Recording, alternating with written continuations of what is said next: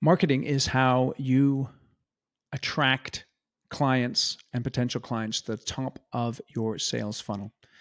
Without marketing, you're not able to begin the conversation with people that leads them to doing business with you. And it's essential that you have a clear marketing message that is communicated across a variety of platforms. Today, we're going to talk about social media marketing with Emma Tessler, who is the founder and CEO of 95 Media, a digital marketing agency. And Emma's focus is helping companies connect with their ideal clients through a variety of social media channels. And she's an expert in social media. And today we're going to talk about how commercial construction companies should focus their social media marketing efforts on an organic basis. So we're not talking about paid advertising, we're talking about organic advertising. Now, there's going to be a lot in here on strategies and tactics and techniques that you can use for social media marketing. And before you say, I don't have time for this, you really need to focus in on this as the CEO of your company, because I realize you don't have time for it, but someone in your company or someone outside of your company must take the time to go through the marketing effort if you're going to be able to consistently generate business for your construction company. So listen in, because this will give you insights that you can then use right away to direct your own people on how they should be doing the marketing in your organization. Enjoy my conversation with Emma. Share it with other people in your organization or across your network. And I appreciate you listening to Construction Genius today. This is Eric Anderton, and you're listening to Construction Genius, a leadership masterclass. Thomas Edison said that genius is 1% inspiration and 99% perspiration. If you're a construction leader, you know all about the perspiration, and this show is all about the 1% inspiration that you can add to your hard work to help you to improve your leadership.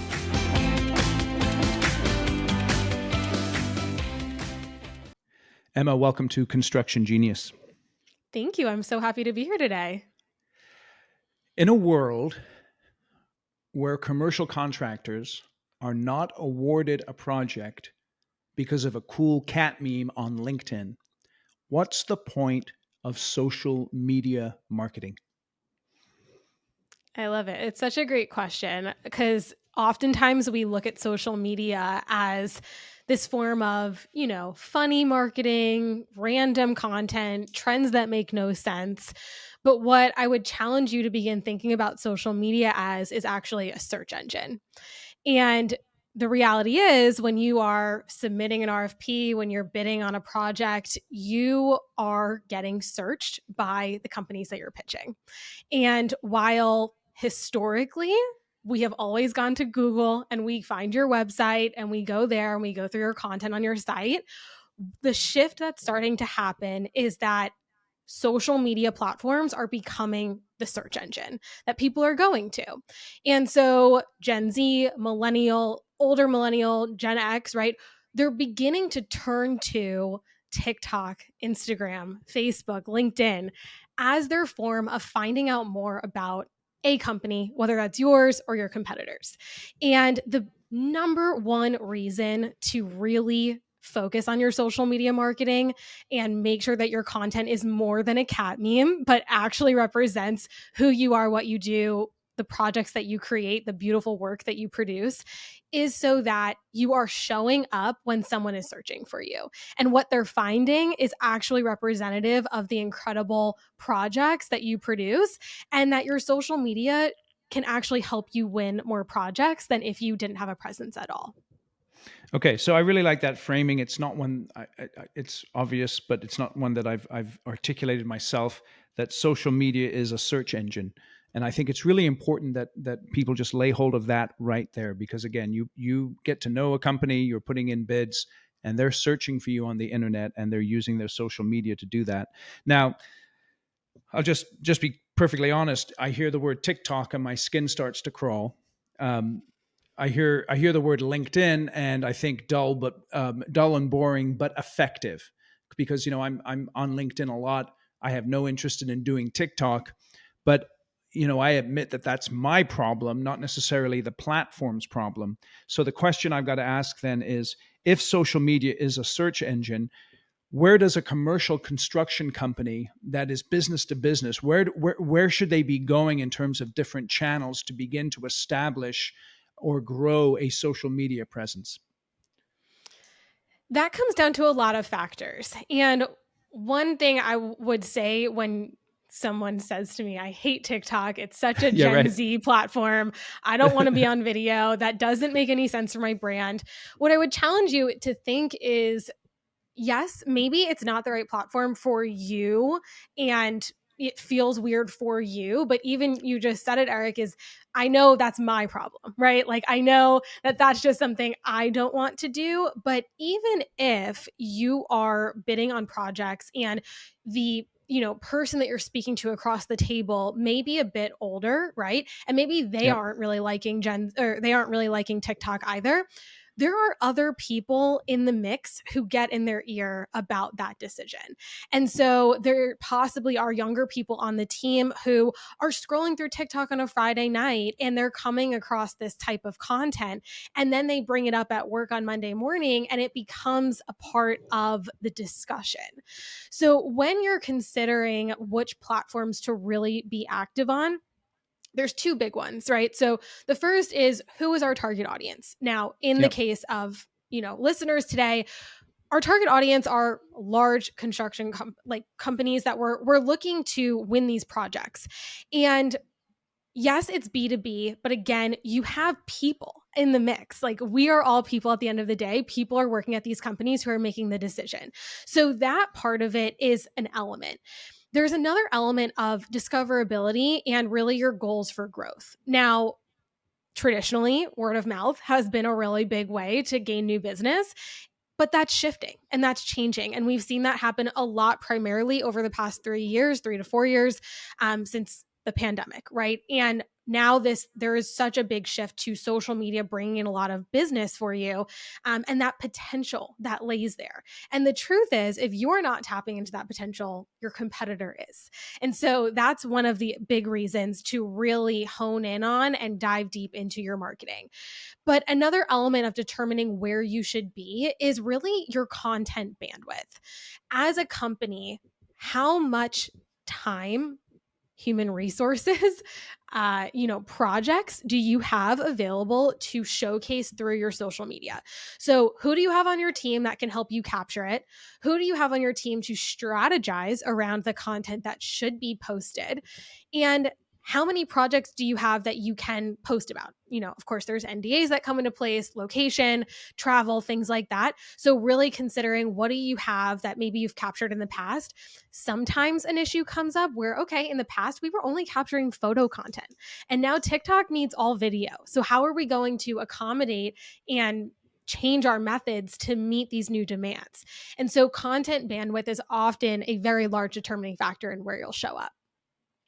Okay, great. So let's talk about content bandwidth. I have a particular strategy that I use with my content creation, where I can shoot a video that's maybe 4 minutes in length. I can get the transcript of that. I can turn that into a blog post, a Twitter thread, a LinkedIn post. I can even cut the video into sections and post like a 1 minute video on LinkedIn, or if I was on TikTok, it would be on TikTok.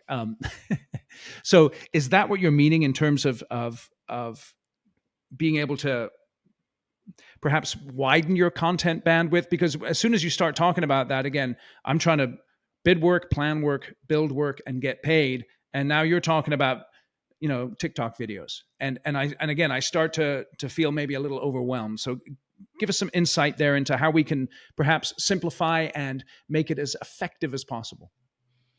Definitely. There are a lot of different approaches to repurposing content. So I love that you found a method that works for you to pull slices from a long video.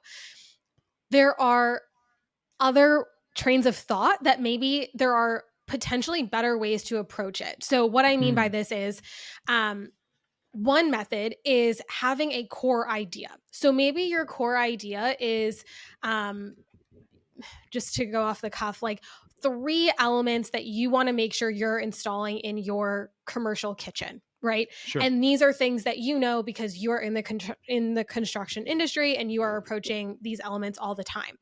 Okay, hold on. Let This me just stop you. Let me just stop you then, because this is really important here.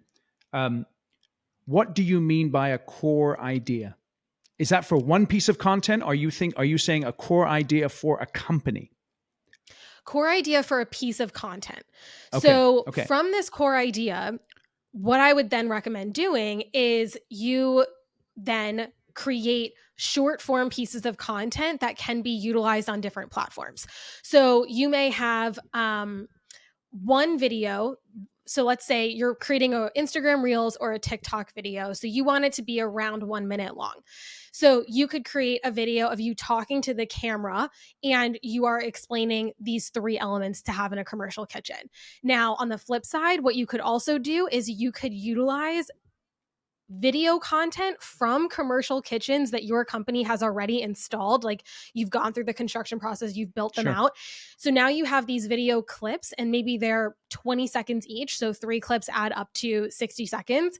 And then you record a voiceover on that video or pull the voiceover from your original video of you talking to the camera and overlay it on this video. And now you have a second piece of content of you speaking to the exact same ideas in a brand new way. Now, that's just video content. You could, of course, then take the same three ideas, write them out as a LinkedIn post. But what I will say about LinkedIn is that video content is actually performing really well on LinkedIn. So you may just want to utilize one of the videos over on LinkedIn. If Yep. you're going to then put it onto Instagram, it can, of course, live as a Reels, but you'll want to finish that editing differently when you post it as a reel versus as a TikTok. So there are absolutely ways to repurpose your content and take this one core idea and turn it into a million pieces of content. Like that could be a podcast episode for you as well. So you can think about it as how can I take this one idea and turn it into multiple posts? But what I would caution you against doing is copying and pasting between all of the platforms simply because the algorithms are getting very smart. Their AI is reading the content and knows when it's been produced on a different platform. Hence why I recommend finishing your editing for Instagram and TikTok videos separately. But there are absolutely ways to make this easier for yourself. And it really comes down to who do you have on your team to support you with? I don't recommend that the CEO is doing this on your own. You should really Yep. have someone, whether that is, in-house marketing department, or if you're outsourcing it. My company, 95 Media, we're a digital marketing agency, and this is what we do every day. We work with very large scale companies who don't have the bandwidth in-house and are wanting to outsource it. So there are a lot of options to be able to bring this content to life and really market yourself properly. Okay. So let me just take you to when you start to engage with a company. I think one of the biggest challenges that a lot of companies have is separating themselves from other companies in a meaningful way in their marketing. And so, in other words, one GC is just like the other. You go to their website and everyone has an awesome team and we're all extremely happy. And, Dave likes his dog and Sarah likes her cat and Fred, likes drinking wine or something like that. Um, how do you go about really finding your voice, your brand identity in a way that is not just meaningful to you, but also meaningful to the people that you are wanting to sell your projects to? That's a great question. Brand voice is a really important aspect of your marketing. And it's something that should be clear before you begin marketing your brand because you want to make sure that your brand voice is consistent at every touch point that a potential client has with you. So, say you outsource to a social media agency, if you don't give them the brand voice and they create their own for you, it's going to feel very different than the brand voice you have on your website, maybe in your podcast, and maybe in your email marketing. So, you really want to make sure that as a entity, you have brand voice clarity that you can then pass on. Of course, the way that it's brought to life on social media may feel different than in your email marketing or on your website because social media is inherently more entertainment focused and should have a bit more of a I would say, fun twist to it. There are absolutely guidelines, though, that should be followed based on your brand. Now, in order to utilize your brand voice in a way that connects with your target audience on social media, it's so crucial to be clear on who your market is. Who are we actually speaking to? So, for example, during our onboarding process at 95 Media, we have two main forms that we have every client fill out. And those forms are brand voice and ideal client. They are extremely important for anyone who is bringing your content to life to be very, very clear on, because how you speak and who you're speaking to determines everything. That should create your social media strategy, and it should be evident in the content that you're bringing to life. Can So I ask you a you wouldn't question be about that real quick? Yeah, totally, if I yeah. may. Yeah. Okay. One of the biggest challenges that people have with marketing is clearly identifying their ideal client. And the reason why is because a lot of contractors will say, well, I build for this guy and this type of work and that type of work. And because their clients are across a wide range of identities, or however you want to put it, they really struggle with picking one thing. So why is it important? And then as a result of that, their marketing message is diffused and doesn't resonate with anyone. So why is it so important to pick that one ideal client? And how do I go about doing that? How do I go about saying no to one voice and yes to another? If your demographic of your target audience is changing that much, what I would then recommend that you tune into is what is important to them, Mm-hmm. because you need to find that common thread between them. Mm-hmm. Do they all need to be like one gender or in one location or of one industry? No, not at all. But what is important to them should be that tie between all of your content. Maybe they really value having a team that is highly communicative, that they deliver everything on time, that they Right. exceed deadlines, right? That would then be what should be really, really pushy in your content.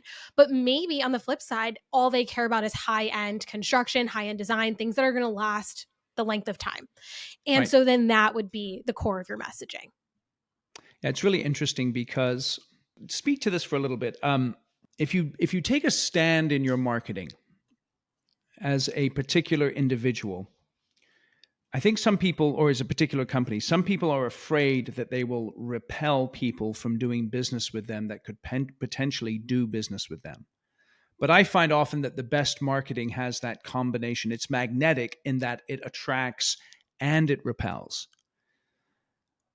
And so what Definitely. I'm curious about is there, do you ever find with your clients that they pick a particular brand identity based on their ideal client? So a brand voice based on their ideal client.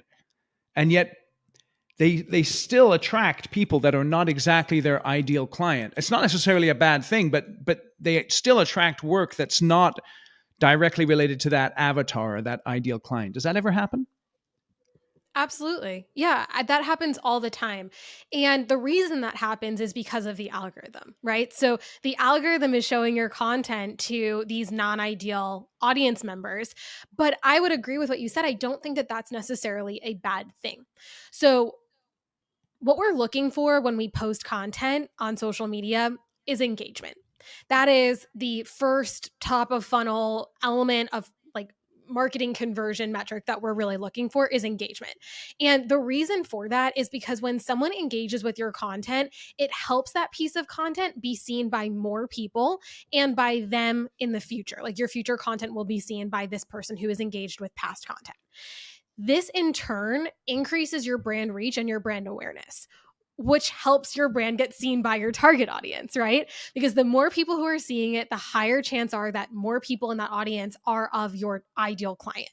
And so, especially on a platform like TikTok, for example, where engagement is the key marker of success, you're looking for engagement of both positive and negative.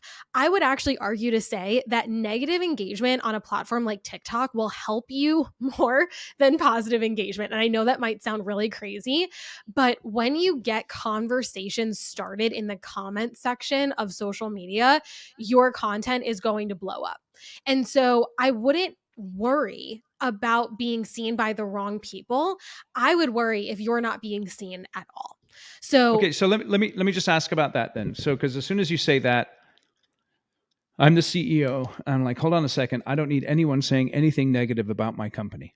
So if I post something on the internet about my company or a project, I don't want anyone going into the comments and saying, you build for that company, those guys suck. They're X, Y, and Z, and this is why they suck. And I don't want any of that smoke. So how can I create content that, as you say, as you're saying, it gets a variety of engagement with perhaps some of that negative aspect? How do I create that without damaging my brand in the first place? well, there are a lot of quote unquote negative types of Okay. comments, right? So, yes, one of them would be your client sucks. How could you work with them? They're horrible people. Right. Obviously, that's not ideal. But another form of quote unquote negative comments or engagement could be, why'd you install that? Like, I hate how that looks. People on TikTok will say that all the time. They have Yeah. no shame in their game. Yeah. And Right. what that does is that actually gives you an opportunity to create more content. So that gives you an opportunity to then reply to that comment with, here's why we did it like this. And what that does is establishes your leadership, your thought leadership, your authority, your expertise in your industry. And it gives you obviously an opportunity to negate that negative commentary, but also gives you more content to post about, and it helps you show up as an expert. So there are a lot of ways to approach it. To go down the path of negative comments, just because I know this may come up and this may be something that listeners have experienced. When you do get negative comments on social media, because you will at some point, it's inevitable. There are different approaches to take to that negative commentary. The one that I would recommend going down is replying always, Mm-hmm. deleting that message or that comment that's publicly posted, or not replying to it are two of the worst things that you could do. So, Hmm. I engagers and users of social media want to feel seen. They want to feel that they're being heard. So So when let you me hold can, on. Let me ask you about that, Emma, real quick. So I posted something on LinkedIn, and I know I'm different from my clients and the people listening, but go with me here. And some dude gets on there and he's pitching me that his product in the comment, right? I really like this. You should contact me for my services. And so the first thing I do is I just delete that, because I have no interest in engaging someone like that who's pitching me in the comments on my social media post. Now, what you're saying, if I'm hearing you, is I shouldn't have deleted that. I should have replied to it in some way. Is that right? yes, in my opinion, yes. Okay, So, that's fine. Yeah, that's good. that is another angle of comments and engagement. So, being pitched in the comments, there's, one my perspective on it is, if you reply back to that comment, you now have two comments on your post. So Yes. that shows higher engagement to the algorithm, which helps your content be seen. Is someone else who's going to consume that content going to be thrown off by the pitch in the comment on your post? No. We've all seen it. We've seen everything. That's not a negative reason for me to not then engage with your content. If it's super pitchy and it's just like so weird and obtruse, then yeah, like deleting the comment in that case makes sense. But the comments that I'm more so touching on is if someone comments like, you guys didn't get back to me for 3 weeks, like my product never arrived, or your guys never showed up on site. Like those are things we want to make sure are handled publicly, Yes. and then handled privately as well. So there Yes. are different types of engagement. Okay. So I'm the CEO of a construction company. I'm $100 million company. First thing in my mind is I don't have time for social media, and I really don't have much time for marketing. I'm building my team. I'm meeting with, important clients one-on-one. I'm working on strategy.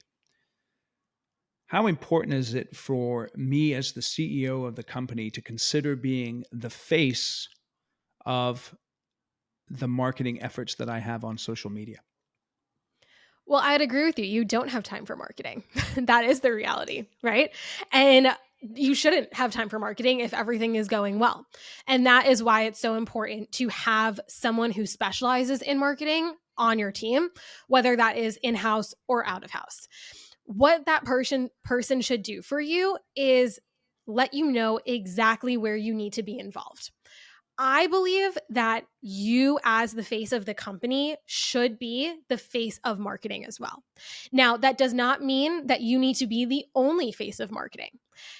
Most of the time, our recommendation will always be to have your team be present on social media. The reason behind that is that your team is generally who is the face to your client. Are you able, as the CEO, to go to every project meeting, to be on every call? Absolutely not. And so your clients mainly are connecting with your team, meaning that if they know who they would be connecting with via social media before they even sign with you and you win that project, that gives them a sense of familiarity with your team and your company already. So, having your team show up in your content would be step number one. And then, as the CEO, have your face infused in a certain percentage of your content throughout the month adds a cherry on top. So, what we do for our clients is we will work with the team and determine, okay, this is maybe once a week, we're going to have a team focused post. There is a wide variety of ways we can get the team involved in the content, but maybe once a month or every other week, we have the CEO's face in that content. And if that's the case, then what we're doing is we are providing specific instructions to the CEO. We know how little time that you have on your hands to do this, and that it's going to be the last thing on your to-do list at the end of the day. So we're going to make it as easy as possible for you. Once a month, we're going to say, this is the exact video that we need you to do. Here's exactly what to show, how to show up in the video, what to say in the video. This should take you 10 minutes to record these 2 videos. Maybe that's because you're doing 2 takes for each of them, and then you'll be done for the month, and that's all we need from you. So I'd recommend finding a company or someone who can support you with that. Again, that's exactly how we work with our clients at 95 Media, to really make it as easy as possible to show up, because your presence through your marketing is going to help make that content convert higher for you. Okay, so there's some real good insights there, and I just want to make sure that everyone heard that. Number one is to diversify the people in your company who are involved in the social media marketing, and you can emphasize the CEO, but you can also emphasize the people involved in delivering the projects. Now, when it comes to construction, it may sound obvious, but I really like to make the point that you've got to get the folks in the field in your social media marketing. So, in other words, you've got to get your foremen, your laborers, your superintendents really communicating through social media. And again, just like Emma was saying, that doesn't mean they have to do it. You can go out, you can send someone out to the job site with a phone and shoot some videos there with the guys, along with the job site footage, and that can really be powerful. Second thing here is to make sure that you get a calendar of post types. That's really important. So a diversity of post types. And Emma, are you saying it ranges from both the media that you use and the content within the media, or are you mainly emphasizing just video? No, definitely both. So the content types, we actually call them content buckets. And these Okay. are really important to make sure that you have nailed down as a company going into having a really strategic social media marketing presence. Mm-hmm. So content buckets, I'd recommend having between 4 and 5 buckets that you're able to rotate through on a weekly or biweekly basis, just really depending on how often you're posting. So these Okay, so give content me the buckets. buckets. Yeah, give me an example of 5 content buckets. Yep. So content buckets, one would be your team, and maybe your CEO falls into that. But Okay. maybe team is one of them and company is another. So team Mm, really shows your guys on the field doing the projects, et cetera, working with clients. Company is more along like your values, your mission, how you work as a company, your history, and then your CEO would likely fall into that one.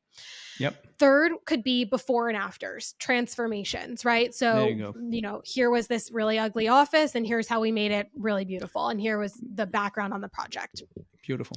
Number four could be um, here is what makes us different, right? Like maybe Mm, it is more along the lines of the way that you approach projects, and utilizing storytelling in this as well will be really important.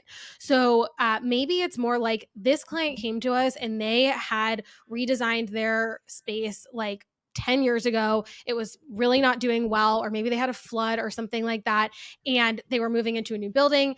And you're telling the story of how you came in and what you did to make this a really great experience for them. That is going to highlight what sets you apart from your competition. And storytelling builds connection and trust with your audience. So, in the hmm before and after, you might be listening and saying, well, that's kind of similar to before and after. Before and after should be really focused on the visual. It should be mm, like, here is this beautiful, stunning interior or exterior building, whatever, that is now the finished project. And don't you want this too? Type of thing. And then hmm your storytelling really goes into that experience factor and what will set you apart against the other people bidding on this project. Okay, so that's four buckets I've got there. Would a fifth one Mhm. be like the personal posts? Is it appropriate to share something personal that's not directly business related, but maybe humanizes you a little bit? Yes, that really goes back to the brand in particular, right? Like, as a brand, how personal do you get? I Mm, would say typically you get more personal the smaller the team is. As your team gets really big, sometimes it gets a little less personal, but oftentimes a fifth content bucket could be more trend based content, mm, something more entertaining. So mm, that could also infuse more of like that personal aspect of, we're showing more faces. We are being a little bit more playful. As we all know, trending content on Instagram and TikTok is massive, and trending content will get you seen by more people because it's favored by the algorithm. So when you can have somebody who is just maybe a little bit more like loose and fun and doesn't really care that much about like their personal image on social, a younger guy is often a great person to kind of stick in front of the camera and do one of these funny videos. You're able to build kind of like a entertainment factor. And that entertainment factor is something that a lot of construction companies are missing on social media right now. And if you hmm begin tapping into that, you will set yourself apart. And it's not going to look unprofessional. It's going to look like you know what you're doing on social media, because that's what consumers want from you. Okay. Um, Give me three ways that people are cringy on social media when it comes to their content. And I'm speaking specifically of B2B content. What's cringy content that you should just stop doing if you're doing it? Cringy content number one would definitely be your weirdly personal, and it's very obvious who's running your social media channel. So Yeah. maybe it's like very obvious that the like HR person is running your social media channels, and so what they're talking about on social media is just like, here, like all they're talking about on social media is like, this is our team bonding event and we took a field trip here and we had a team lunch because it was someone's birthday, right? Like, that's good in sprinkles, but that should not be the entire marketing content Okay. strategy. It's not Yep. a strategy, is the reality. Yep. Number two is if you're only doing like photo content. So if you're just posting content that is obvious to someone watching that that project was done several years ago, it feels a Right. little outdated, there's absolutely no video content, you're going to get scrolled by. No one wants to see just photo anymore. I know you mentioned, is this just video content that I'm talking about? And the answer is no. You should have an infusion of video, photo, and carousel content, meaning multiple photos in one post, hmm because that will give more variety. So about 50% of your content should be video, and the other 50% should be photo and or multiple photo posts.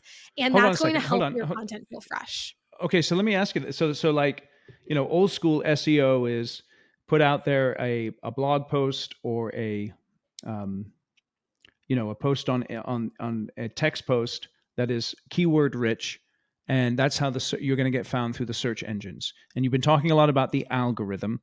So and I think everyone knows sort of vaguely what the algorithm is, but what is the value? And I know your video algorithm, the algorithm favors video and image in many ways.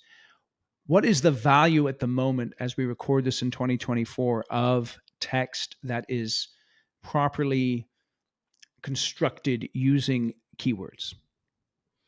There's a lot of value. On TikTok, actually, your keywords in the text in your video and in your caption are how your videos are being found. Okay. So it's more prominent on TikTok because the algorithm is just smarter than on Instagram, which is kind of ironic because it's way newer than Instagram is. But Right. that is absolutely how your content is being found. So the Instagram algorithm is catching up, and it is also going to be doing that probably within several months of recording this podcast. But the text that you're including in the captions of your videos, of the written text in the video, of the caption below the video, these are all ways that your content is being found. So it's very important that it's relevant to what you're saying. A big mistake people make was that on Instagram, they would start include, and this was maybe 2 years ago, they were starting to include hashtags that were just kind of like big, but they weren't relevant to the video. And the Yeah. Yeah. algorithm was like, what in the heck is going on? Like, that doesn't make sense. So on Instagram, make sure that your hashtags are really relevant to your content, and that's going to help you. Over on TikTok, there are a lot of trending hashtags that actually could help you, and they're not so related to your videos. But at the core, make sure that your hashtags are related, because if someone is searching for a specific hashtag, you want to be shown and you want to be found. And hashtags are very, very prominent. They're going to help you. Some people don't think that hashtags are important anymore, and that is could not be farther from the truth. Some of our clients' content gets 90% of the reach just from hashtags. So Now make you're sure that you're speaking tapping into that specific strategy. with the hashtag thing. You're speaking specifically there of TikTok and Instagram. Is that correct? That is correct. Now, what about? So I know a lot of folks who are listening to this. I know a lot of them are on LinkedIn, and again, LinkedIn is dull. LinkedIn is boring. Sometimes it's very cringe, but the fact is, it's effective for a lot of people B2B. So the LinkedIn algorithm, they seem to change that sucker all the time. And one moment you can be getting tons of views and comments on your stuff, and the next moment it's crickets, right? So what's your advice here in 2024 for approaching LinkedIn? On LinkedIn, hashtags are not going to help you as much as they will on the other platforms. However, that's not a reason to not use them. I would use between 3, absolutely maximum 5 hashtags in your content on LinkedIn, but make sure that they are specifically for LinkedIn, because they will be different hashtags than the hashtags that you're using on other platforms. When it comes How to do I other know which? content, Hold on. How do I know which hashtags to use on LinkedIn? How can I find that out? hashtags on LinkedIn, so you can look at the usage of hashtags on that platform just through like the search bar. Sure. That's a good place to start. But I would also say that you can be more broad with your hashtags on LinkedIn than on any other platform, simply because 95% of the users on LinkedIn are not creating content. So Yep. if you're of the very small percentage of users creating content on LinkedIn, you are already different and you are already going to be seen, which is why it's really effective for brands who are posting there. So Mm, you can use larger hashtags like construction or right. Ohio construction company. Like, those are hashtags that you would never use on Instagram because they just have billions of uses and you're never going to be seen there. But on LinkedIn, you do have a high chance of being seen. Another thing that you could be doing on LinkedIn, and I know a lot of companies are not doing this right now, is posting video content. There was Mm-hmm. this like rumor a little while ago that like video wasn't good on LinkedIn, but that couldn't be farther from the truth. It really does perform well because a lot of people aren't doing it.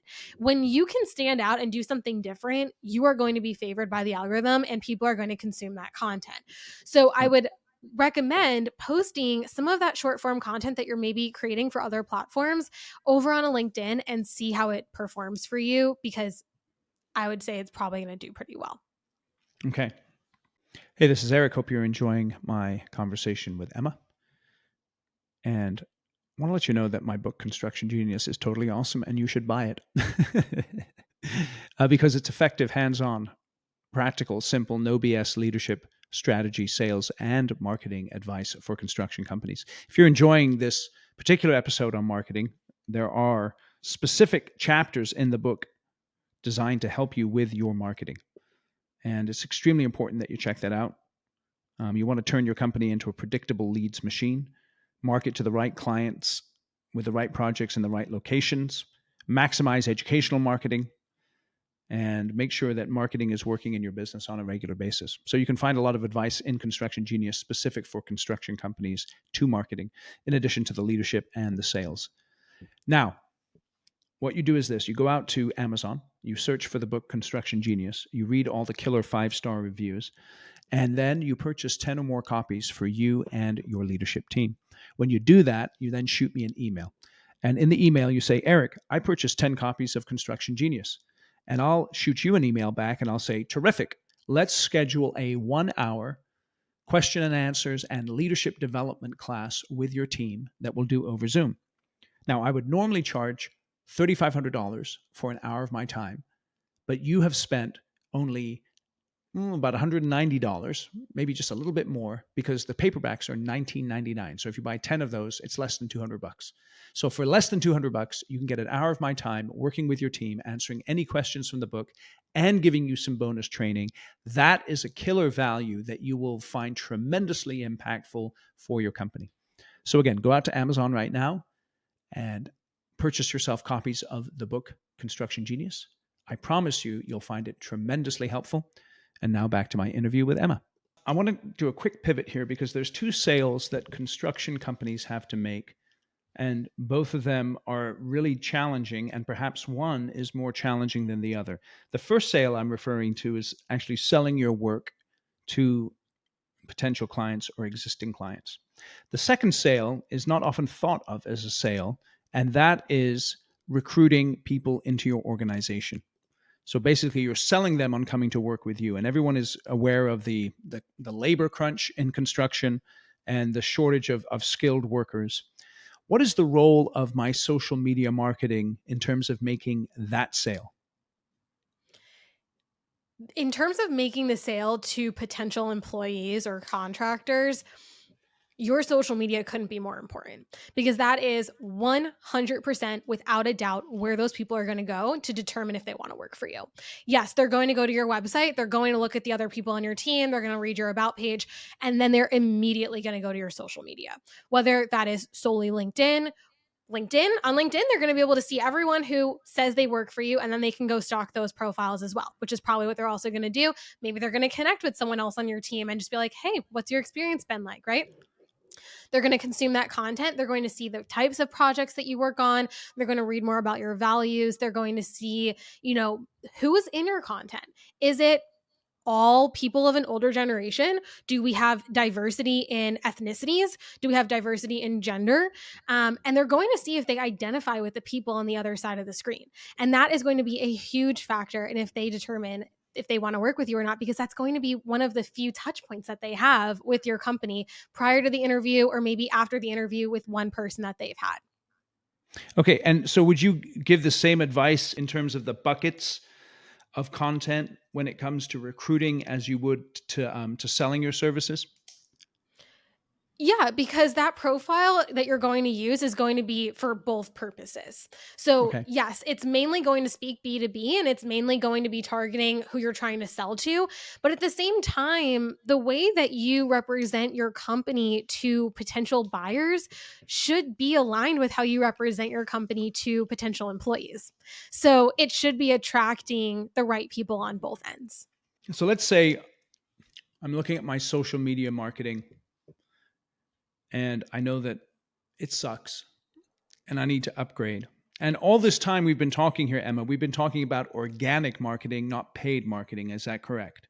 That is correct. Yeah. So, and just give us the quick difference between organic and paid, just so that everyone's clear. Absolutely. Yeah. Organic content or organic marketing is when you're posting to social media with no money behind your content. Of course, you may be paying someone in house to support you or an outside agency to support you, but you're not putting money in the platform behind the content. It is performing organically on its own.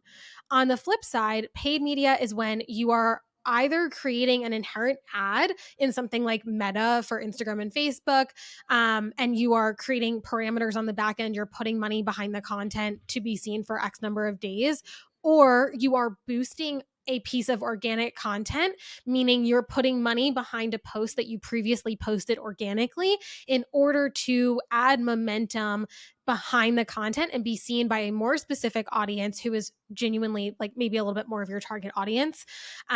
So the really big difference is, are we putting money behind the content? And just to kind of take it one step farther, you have to have your organic marketing in place and doing well before you can explore paid.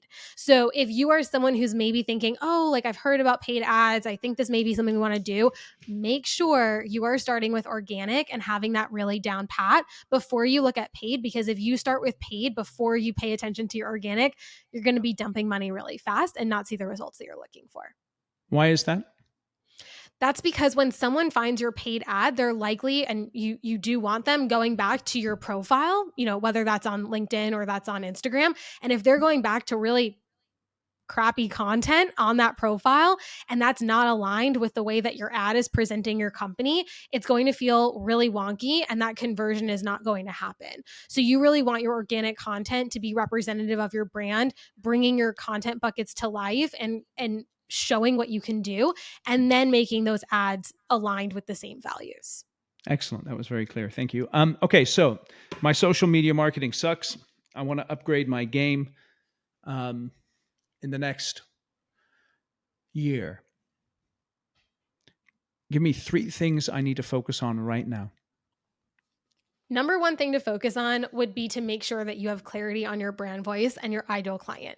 Like we said earlier, that's where you have to start. So if you need to hire someone to help you with brand strategy, make sure that your visuals are clear, make sure that you have this persona of who you're talking to really down, get that in place first. Number two, make sure that you are putting a process in place to capture the content that you're going to need to post to social. Maybe that looks like hiring a part-time photographer or videographer to go to your job sites once a week and capture content for you. Begin building that bank before you need it. And number three, make the right hire to support you to bring this to life. Don't try to make your PR person your marketing person. It's not going to go well and you're not going to see the results that you're looking for. So either, bring someone in-house who can focus on it all the time or hire an outside agency. There are so many marketing agencies out there that can support you with this. Of course, I think 95 Media is the best at this because I'm a biased opinion, but that is exactly what we do. We work with large scale companies to come in and basically manage the entire marketing department on the digital side.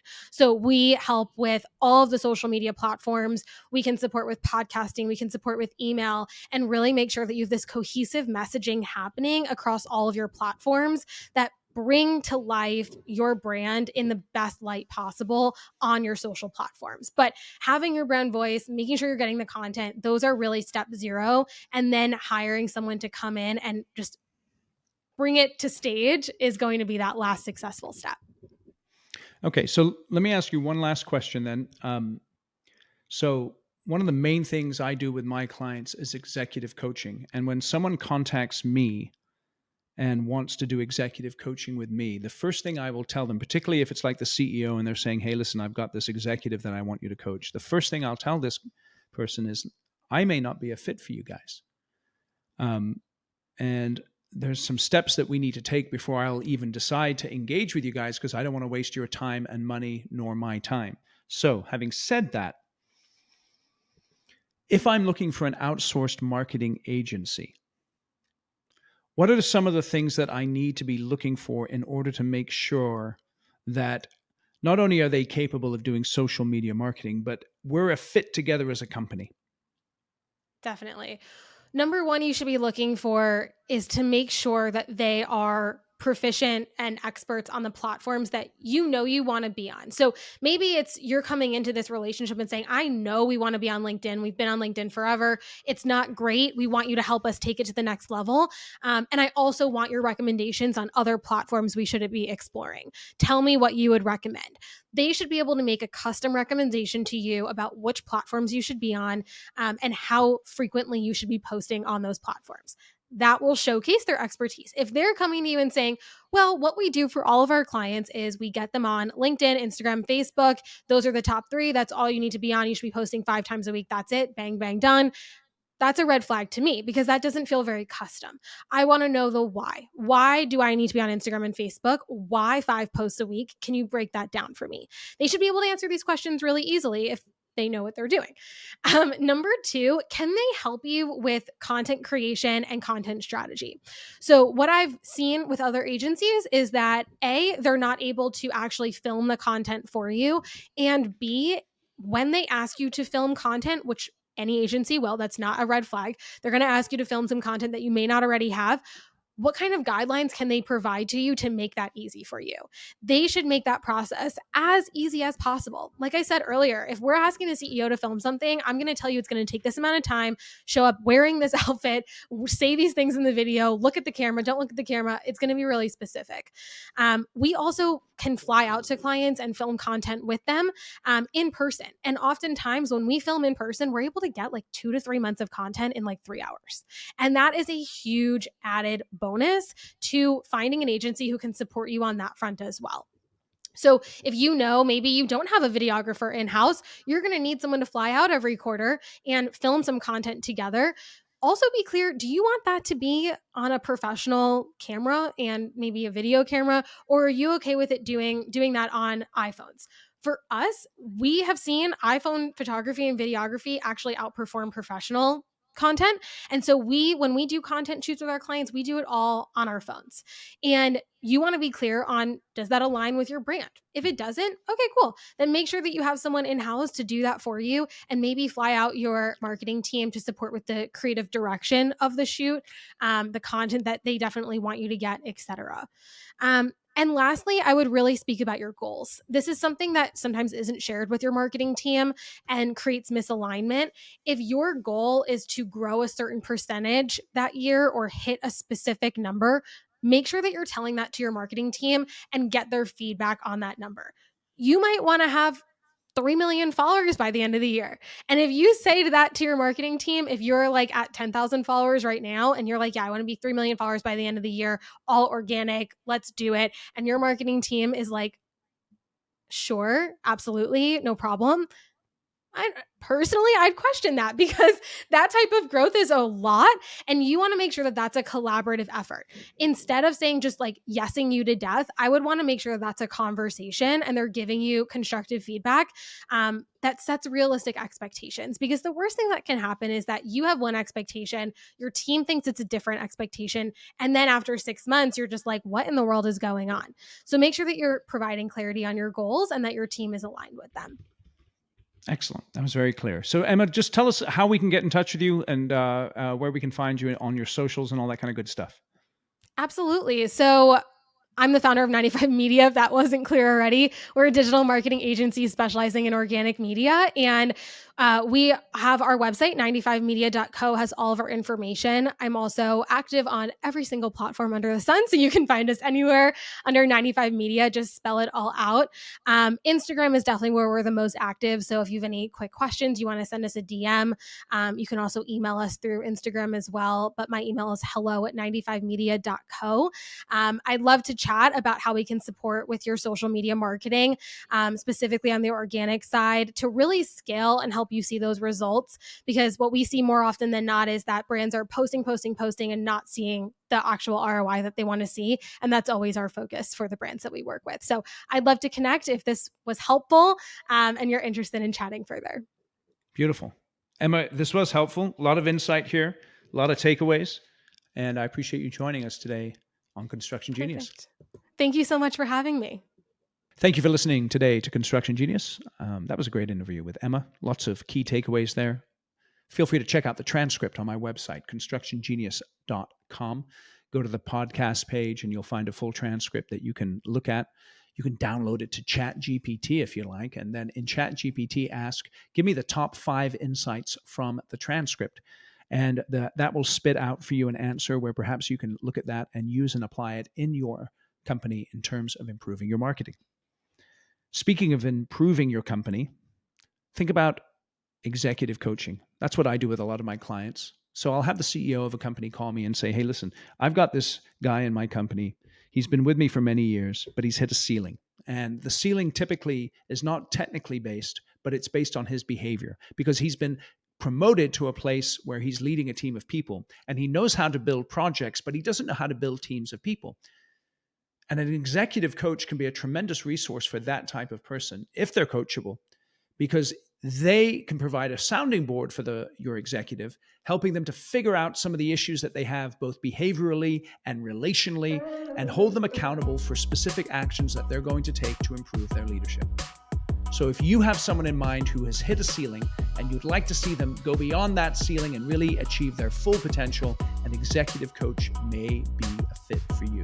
So this is what you do. Go to my website, constructiongenius.com/contact, and then just give me a quick message in there. It'll hit my email. I'll respond to you within 24 hours, and we can set up a short 10-minute conversation to figure out if or how I can help you. If it turns out I can help you, then we can book in another time to talk in more detail about how. All right. Thanks again for listening to Construction Genius, and I'll catch you on the next episode.